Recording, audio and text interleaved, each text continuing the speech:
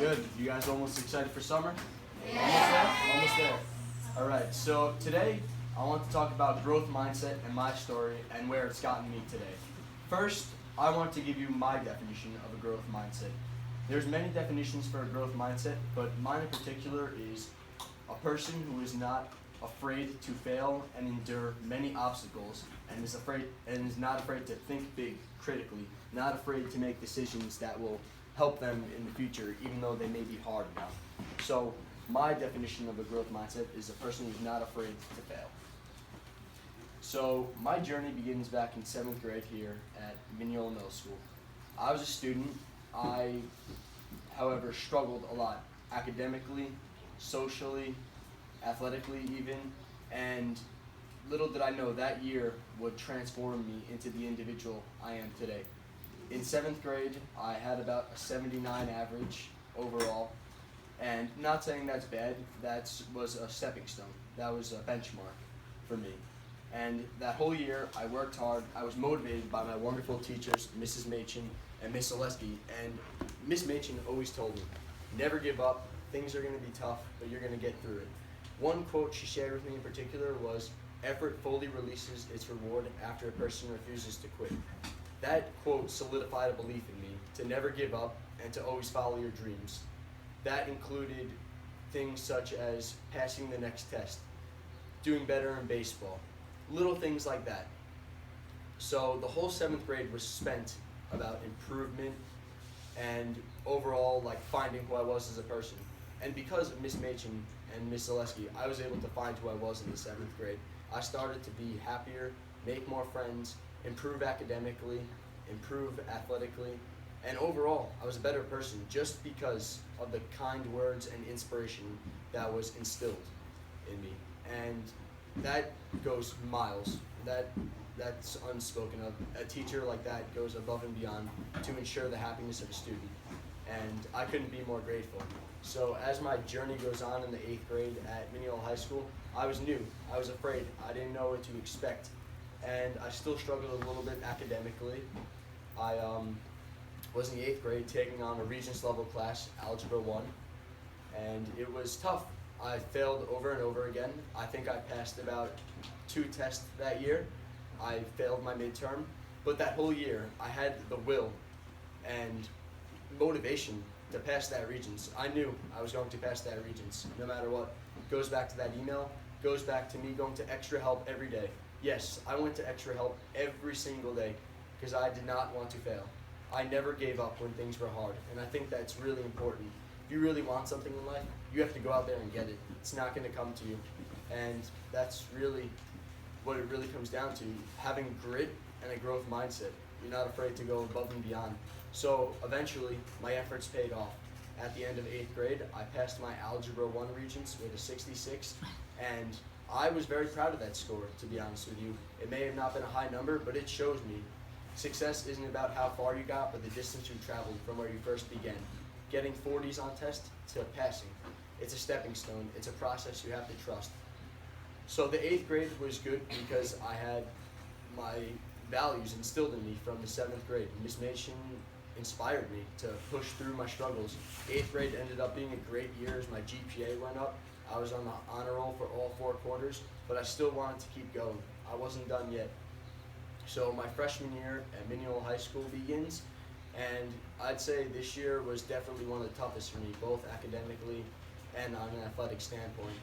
The summer of going into 9th grade, I joined the Mineola Junior Fire Department, which helped out tremendously. Then after that, I was taking a couple Regents classes that were tough. So my grades, I worked my hardest, went to extra help every day. They were still around the 85 benchmark, but then I just wasn't feeling 100% because in the spring of that year, I got cut from the baseball team. And as all of you know, baseball was my life. I loved it so much. I played since I was little, and after doing a season of winter track, I went back to baseball, and I loved it. But unfortunately, I got cut. And let me tell you something, that was the hardest day of my life, or one of the hardest, but the best day of my life. I returned to spring track that year. I ended up being a varsity runner as a freshman, competing in the county championship, and that failure right there, me getting cut from baseball, shows that everything in life happens for a reason, even if you don't see it at the time, because it leads to greater paths and better things. So that following summer, it was time to go into sophomore year. I knew that high school was moving quickly, and I had to make a name for myself. However, things weren't coming easy. The following year, I still struggled academically, failed over and over again. I was taking remedial math because I had to. I had to work on my skills, but I knew that I wasn't going to give up. I wasn't done yet. So I spent the summer training really hard for cross country and studying. I took extra prep courses. I studied for math, and my efforts paid off. In the fall, I was an all-county runner as a sophomore for cross country. In the winter, I participated in the county championship, and in the spring, I qualified for the New York State Championship as a sophomore, and those were just one way of how my efforts paid off, because I didn't give up. Even if it was on an athletic standpoint, I didn't give up because I knew that I wanted that bad. And it just goes to show, just because you fail in one thing doesn't mean you're not going to succeed in the other. I failed in baseball, but you know what? I found something else. I found a true love for myself. Track and cross country. It really solidified me into the individual I am today. And academically, sophomore year, I improved. I went up. I was on the high honor roll for 2 quarters, and I was on the honor roll. And that's just one way how the last 2 years I've struggled academically, but my perseverance and growth mindset paid off because I was not afraid to fail and go above and beyond. So going into the summer of junior year, I knew that it was time to really start making a name for myself, because high school was coming around, college applications, SATs, and I was taking chemistry, algebra 2, trigonometry, and English and social studies that year. And those are 4 very rigorous courses for Regents level classes. Junior year was my hardest year, but the best year of my life because it taught me the true testament of hard work. That year, I struggled very much in chemistry and algebra 2 trigonometry. I was passing the class, but my test grades were not good. I luckily had a very good teacher for chemistry. She was passionate about her students. I went to extra help every morning at 6:50 in the morning. Just one way where it shows you can't be afraid of challenges that come your way. You have to take what you have and just be grateful and move on. And that was something I dealt with. I went to extra help every day, and my efforts paid off. I passed the Regents exam, once again with the 66, but that's just one way it shows you. Success isn't about how far you got, but the distance you traveled from where you began. And here comes the true testament of hard work right here.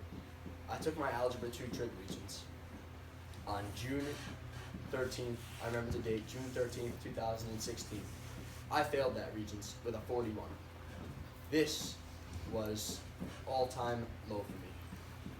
I knew that my summer was going to be filled with working hard to pass that Regents, and it was. I sacrificed so much.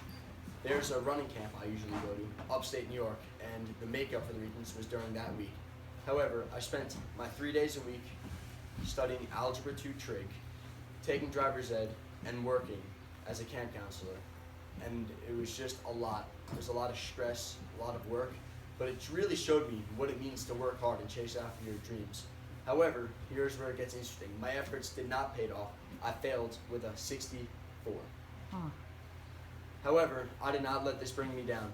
At the high school, I worked 4 times a week with Laura Grassi, who happens to be a very good family friend of mine. She was dedicated to make sure that I passed that Regents up in January.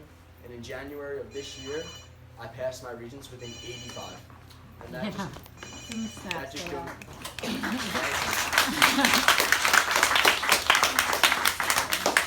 just goes to show right there, you have to sacrifice, you have to go through so much, you have to persevere, but everything will be just fine in the end, as long as you're willing to put in the work. You have to realize what you're made of, and you can do it. You really can.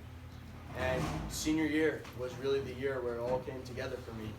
At the end of my high school career, speaking athletically, I'm a 4-time all-county athlete, a 2-time qualifier for the New York State Championship, 3 times all-conference and 2 times all-division. And starting as a freshman who was the slowest on the team, I never would have thought in a million years that I'd be that much of a good runner, going on to run Division II at Malloy College, and just goes to show, never give up on your dreams. And same thing academically. I was able to graduate overall with an 87.2 for high school, and that number means the world to me because starting off, not even making the honor roll in middle school really showed me that hard work pays off, perseverance pays off, and you're going to endure many failures in your life. But you can't let that get to you. You have to realize your greatness, you have to realize your passion, and you have to always follow your heart. Never give up on your dreams. I believe in each and every one of you. Believe, always believe, and always follow this quote: effort fully releases its reward after a person refuses to give up. Thank you guys for your time, and always strive for excellence. Thank you.